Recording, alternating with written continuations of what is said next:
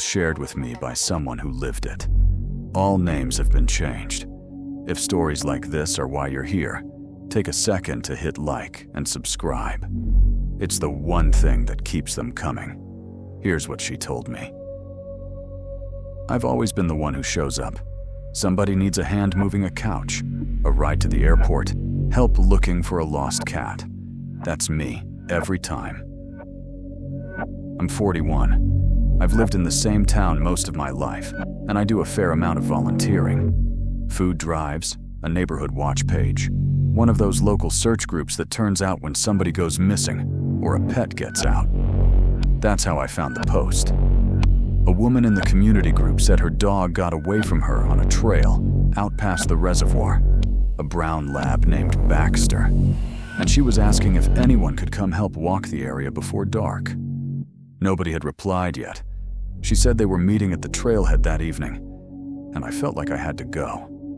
The last stretch is on a road that just gets narrower and emptier the whole way, until it's you and the trees and the reservoir signs. It's barely used. Most people take the main track down to the reservoir, so you almost never see another car on it. I remember thinking how nice it was that this many strangers would give up their evening for someone's dog. I got to the trailhead a little after 7. There was one car in the lot, a silver SUV parked at the far end, and a woman standing next to it. She was maybe 50, small, in a padded jacket that was too warm for the evening, hair pulled back. She had a leash in her hand, looped over and over around her fingers, and no dog on the end of it. She started toward me before I'd even parked. "You came," she said. "Thank you. Thank you." Nobody else came. I looked past her at the empty lot. I figured the others were just running late. She kept talking, fast, about Baxter, how he'd slipped his collar near the water, how he never runs off, how it'd be dark soon. Her eyes kept going to the tree line while she talked to me.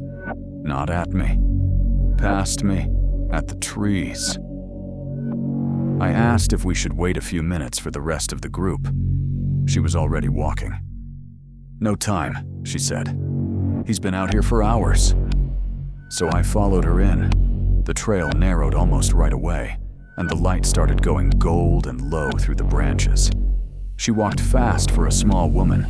Every so often she'd shake a plastic container of treats and call the dog's name. It was a fresh tub. The safety seal was still on it, still sealed shut. We walked for a while without finding anything. She called for Baxter.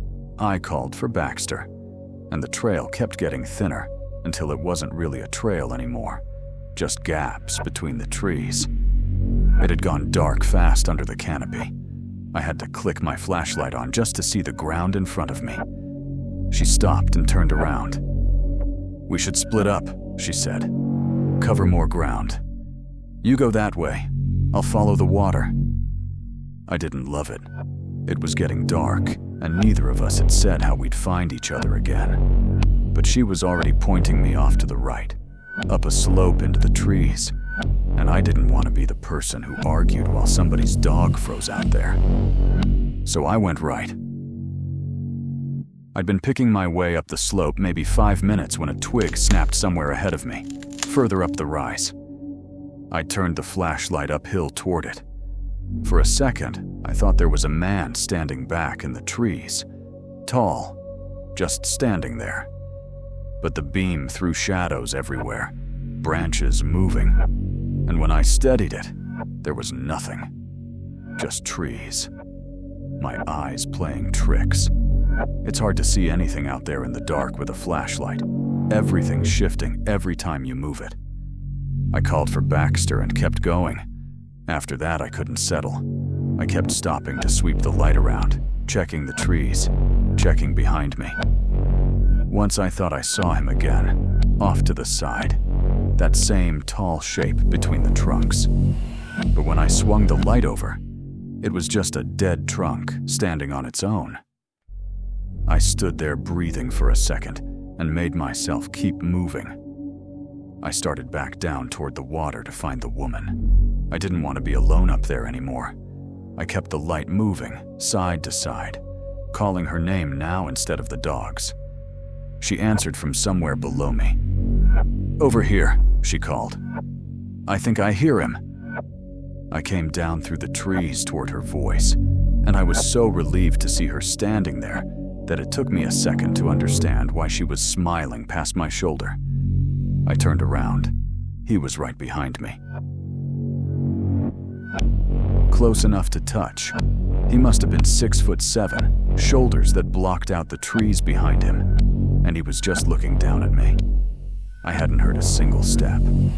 Not one. The woman came up beside me, calm as anything, and put her hand on his arm. "Oh," she said. "This is my husband." He still didn't say anything. Not hello, not thanks for coming, nothing.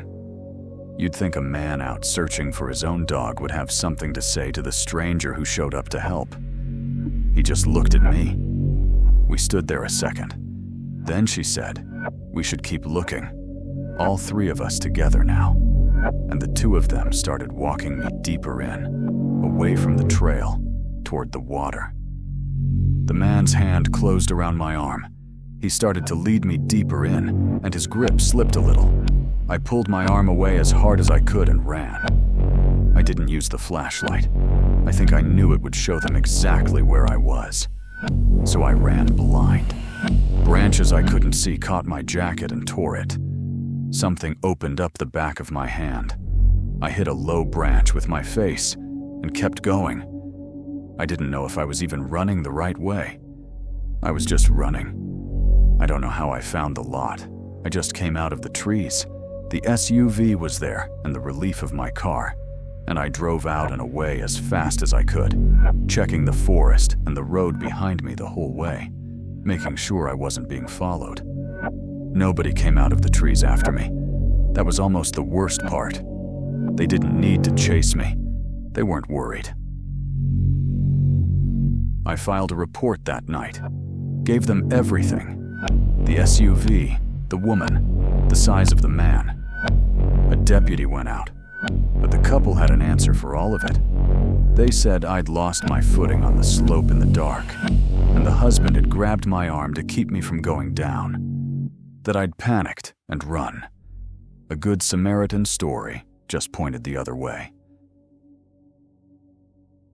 I still show up when people need help. I just don't go alone anymore.